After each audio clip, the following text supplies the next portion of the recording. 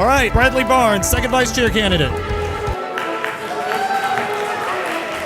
Hello. So my name is Brad Barnes. I'm running to be your second vice chair. Thank you so much. And I'm from Rome, Georgia. We are probably most known for being the home of Marjorie Taylor Greene. We like our fighters up there. I'm also a grassroots fighter. And I can work with anyone that has their eye on victory. I have a background in software and data engineering, and a lot of experience with the college Republicans, young Republicans. Last year I had knocked 5,000 doors, did over 10,000 calls. I've worked on free speech legislation, election integrity legislation.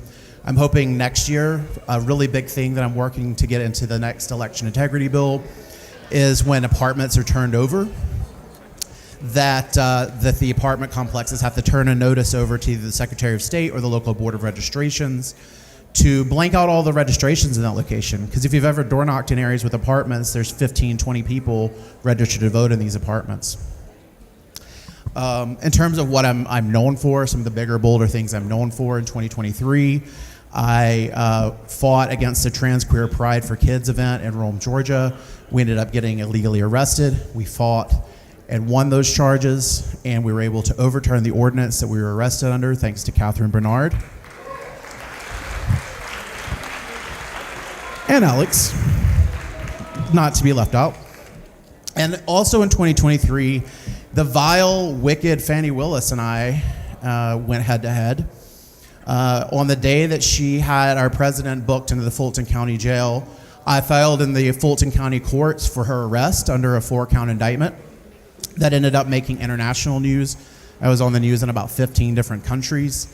And, I got a lot of death threats, people driving by my house, taking pictures of my house, posting online. But I wasn't afraid, because Christ is king, and we can never be turned around in our mission to serve Christ and to do what is right and to say what is right. Okay? So what does success look like for me as the second vice chair? That's a victory that's so big that the Democrats will be howling at the sky, crying. And just to wrap up for you guys, if you want to win and you want to win big, if you want a bigger and a bolder GOP, bet on Brad Barnes at the state convention. Thank you so much. I love you all. Thank you, Brad. Next is Norine Cantor. Norine, come on up. Hey, Norine.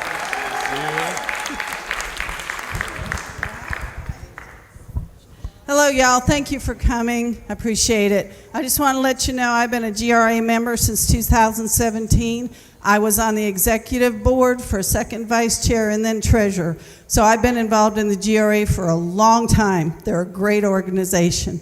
So I'm running for second vice chair because we need integrity, transparency, and grassroots, which we don't have in the current Georgia GOP.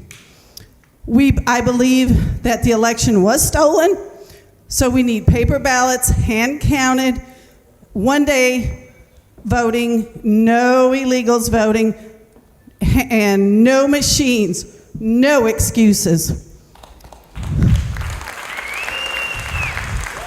We need to build up the grassroots from the ground up. I have went to Leadership Institute and took classes on this, and I have got a plan in place called Grassroots 26, and I am going to implement it when I win, because we need grassroots. We need to get rid of the rhinos down there. We have way too many of them. And yes, if your representative is in the 30 and 40, primary them. Get rid of them. I ran against mine. He was a 34. I didn't win, but people know what voting scores are, and I am very transparent.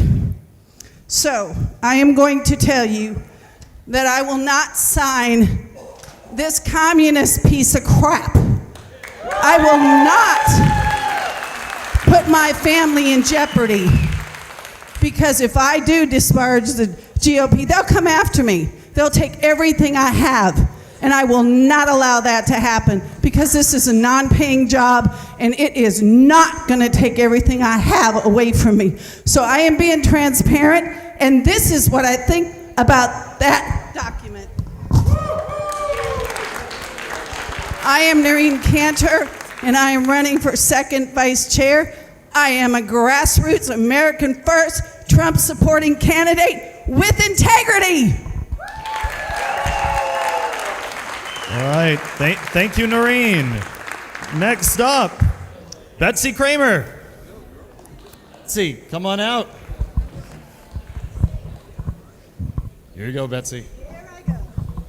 First of all, I want to say Happy Mother's Day to all the mothers out there. I've been a mother for 26 years, and it's been the hardest job I've ever had, and I was lucky that I was a stay-at-home mom. Anyway, good afternoon, and I am Betsy Kramer, and I'm asking for your vote for second vice chair of the Georgia GOP.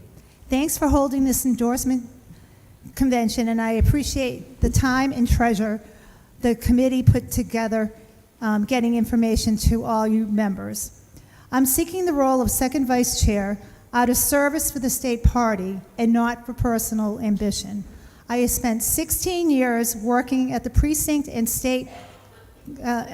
precinct and county operation level in the Fulton GOP, having left the Democrat Party in 2009 after they elected Barack Obama. My husband, Stephen, like many of you might know him, or know him online, have been moving me right for years, and in the dawning days of the Tea Party movement, I left the Democrat Party.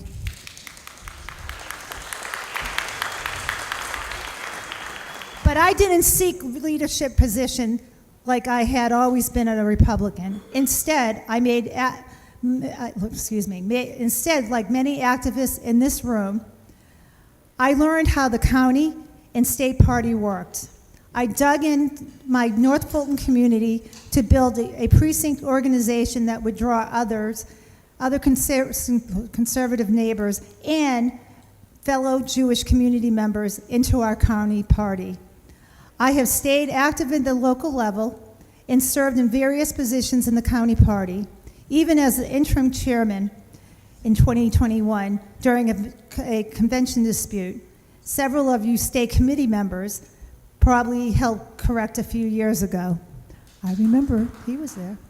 I've had a successful career in internet banking, creating an online platform that most of you still use today with the app that your financial institution has. I'm like, oh, I'm stopped. Boy, I was really slow. Anyway, one team, one mission, and one Georgia. We all need to unite. My name is Betsy Kramer. Please vote for me. Thank you. In Dalton.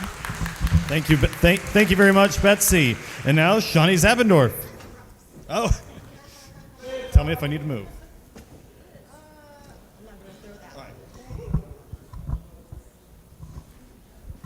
Good afternoon. My name is Shawnee Zappendorf. I'm very honored to be here today and also as a GRA member. I'm running for second vice chair, and my job is to assist the chairman to accomplish his agenda with excellence, integrity, and loyalty. Thank you.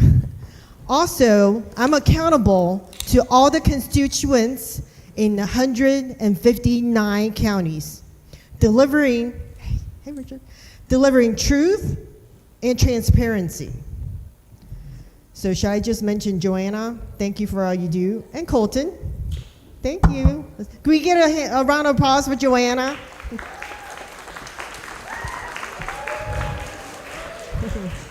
So a little bit about me. I do believe in traditional value. I'm a Christian. And I'm married to an Army veteran for almost 27 years. And I have 2 boys. And they're both serving in the United States Army currently. Thank you. Do we have any veterans in the stage? Do we have any veterans here? Thank you for your service. And also those that serve the veterans. I know Mr. Voorhees, one of my heroes that's here with us today. And our family is dedicated to this country. So from the national level to the grassroots level, I've served in the last almost 2 decades. When I was, this time a year ago, I was elected as one of the 59 delegates to the Republican National Convention. And I was also serving as a county chair back in 2019. So one of the very first things that I did was to push for election integrity. I know a lot of people have mentioned about election integrity, but at the time it wasn't so popular. I was highly criticized. I knew I was doing the right thing a year later when I was named in a lawsuit by Stacey Abrams. We can talk about that afterwards. And also at the grassroots level, as Trump force captain, at the end of the night, made over 13,600 phone calls. It was a time. Oh, does anybody not have a MAGA shirt? Did everybody have a MAGA shirt? Okay, here we go. Okay, remember, this is Seanie Zappendorf. I'm better than Oprah because vote for Asia MAGA for a second vice chair. Thank you, Seanie. Good. All right, so if all the second vice chair candidates please come up and have a seat on stage, and congratulations to Chris for catching one. That was good.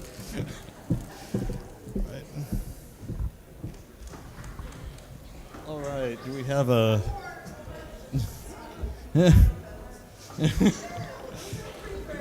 All right, so welcome up here, everyone.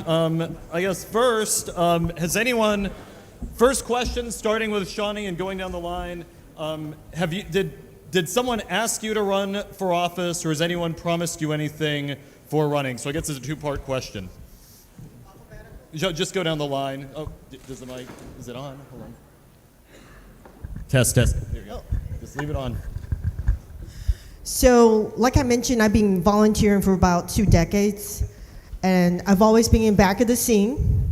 And I thought this would be the time to step up and run for second vice chair, because I feel like I can bring the unity. Sorry. So what did you say? Somebody asked you to run? Oh yeah, did anyone ask you to run or promise you anything for running? Promise anything? No. All right.